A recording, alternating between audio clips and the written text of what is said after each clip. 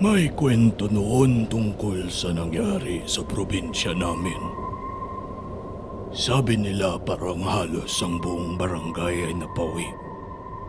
Pero ang mga taong natira, tila raw nakalimot. Sabi ng iba na pinagpipilitang sila raw ay saksi. Mukha raw itong aso.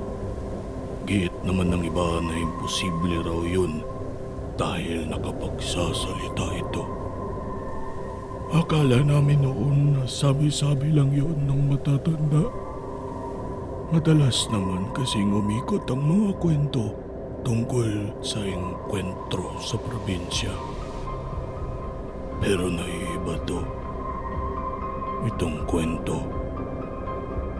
Kaya kung makapag-aantay ka pa ng kaunti, nais ko sanang ibahagi ang lahat ng alam ko tungkol sa Anino.